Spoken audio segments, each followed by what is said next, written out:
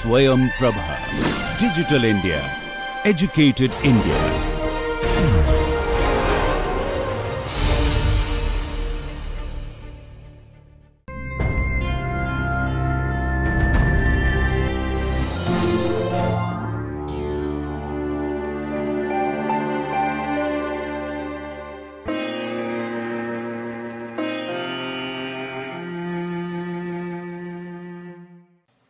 Hello everyone, welcome to Swayam Prabha.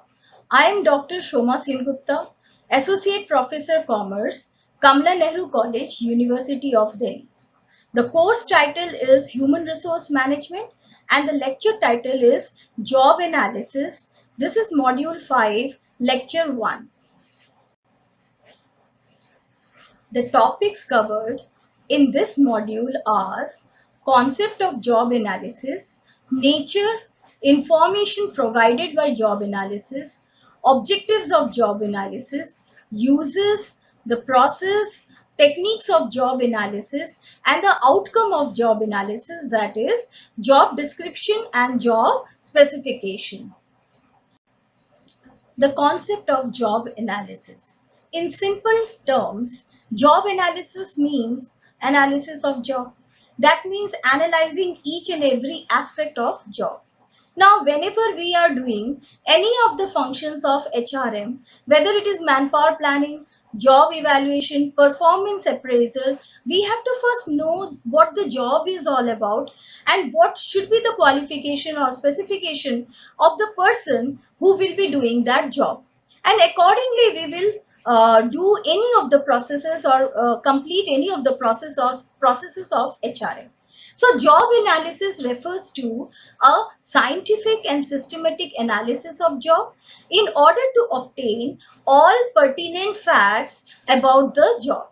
So one definition by Milvich and Bordev says job analysis is a systematic process of collecting data and making certain judgment about all of the important information related to a nature of a specific job.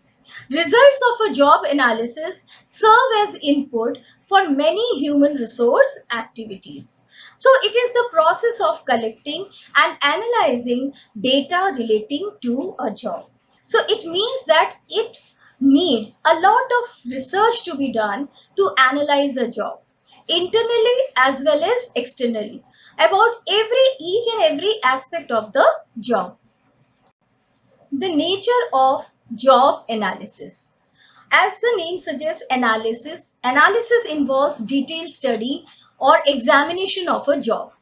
Systematic process, this is a systematic process of collecting complete information pertaining to a job. So there are steps involved which should be followed to complete a job analysis process.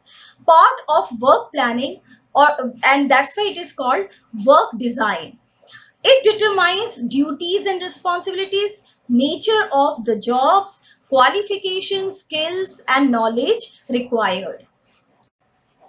Next is that job analysis helps to understand what tasks are important and how they are carried on. Job analysis forms basis for all the later HR activities such as developing effective training program, selection of employees, setting up of performance standards and assessment of employees, that is performance appraisal, job evaluation, and employee remuneration system or compensation plan.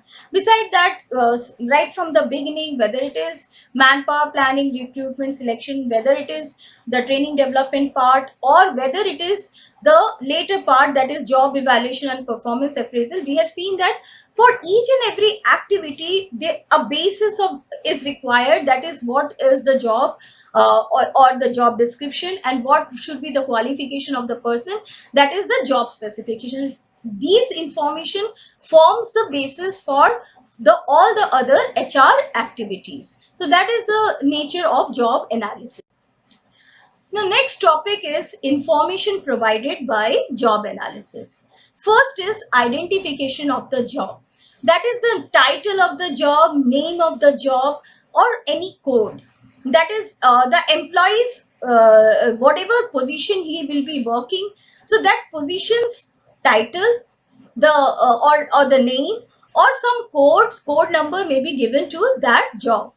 Operations and duties involved, their timing and importance of those duties, simplicity, routine or complexity, responsibility or safety of others for property, funds, confidence and trust. So these are all related to the duties or operations involved. Then material and equipment to be used. What kind of metals, plastics, grains, yarns, punch presses and micrometers will be used to perform the jobs. How the job is performed, that is the nature of operation, whether lifting, handling, cleaning, washing, removing, drilling, driving, setting up, what all jobs are involved in it, or what all operations are involved in the job. Next is the location, physical setting, hazards and discomforts involved in the job.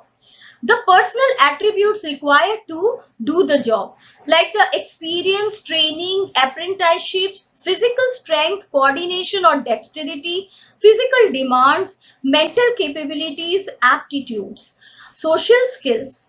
Then relation with other jobs, that is essential cooperation, direction or leadership from and for a job, supervision given and received, experience required, opportunities for advancement, patterns of promotions. So these are the different aspects, different information provided by the a job, by a job analysis process. Now you will see that many of these points are related to the description of the job, that is what the job is all about, and the some of the characteristic you will find that some of the information is related to the qualification or experience or attribute which should be possessed by the job holder. So that is the job specification, which we will discuss a little later.